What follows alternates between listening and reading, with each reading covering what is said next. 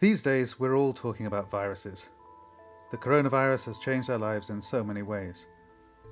But what exactly is a virus, and what can we do about it?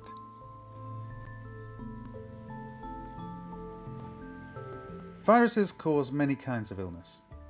Common colds, coughs, and sneezes are often caused by viruses, so it is very likely that you have had one at some time.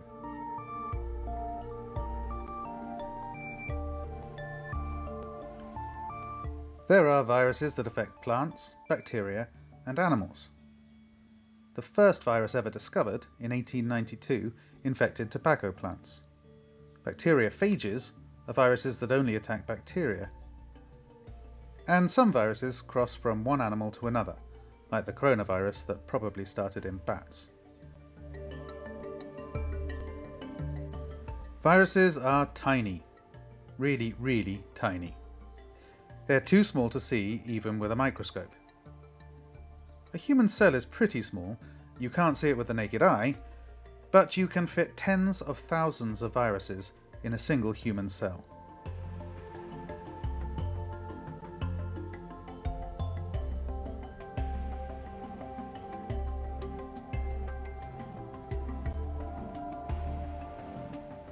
Viruses are made of genetic material inside a protein shell.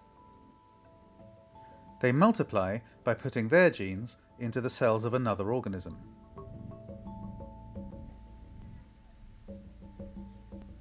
Some viruses, like the coronavirus, have an envelope of fat. That's good news, because soap breaks up fat and destroys the virus. The spikes on a virus are proteins.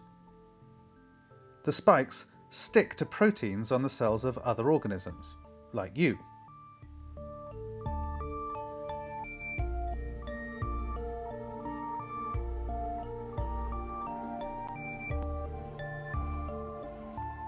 After attaching, the virus passes its genes into the cell.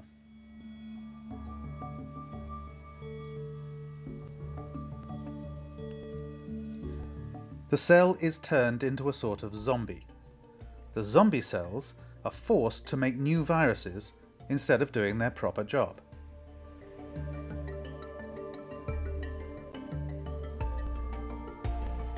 Eventually, there are so many virus particles in the cell, it bursts, and the virus spreads through the bloodstream.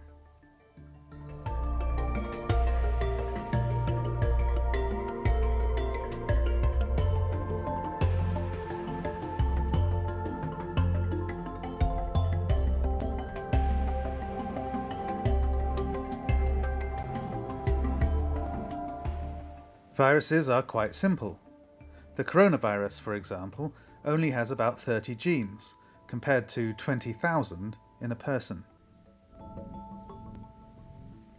But because of the damage they do to our cells and the speed they multiply, viruses cause many diseases, from flu to measles, and now COVID-19, the disease caused by the new coronavirus.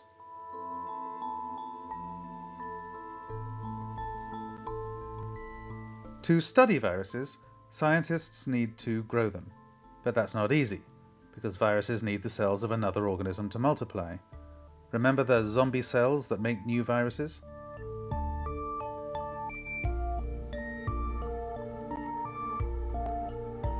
That means that viruses usually have to be grown in animals if we want to make vaccines. Fertilized chicken eggs are one of the main ways we can safely grow viruses.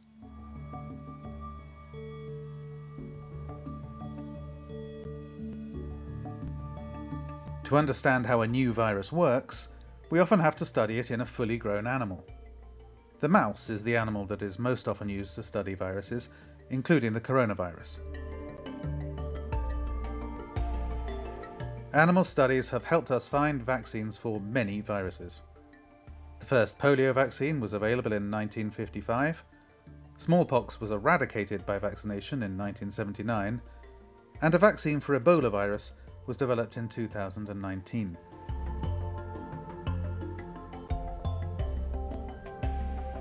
Thanks to a huge international effort and careful animal research, we have every reason to hope that a vaccine for coronavirus will come along soon.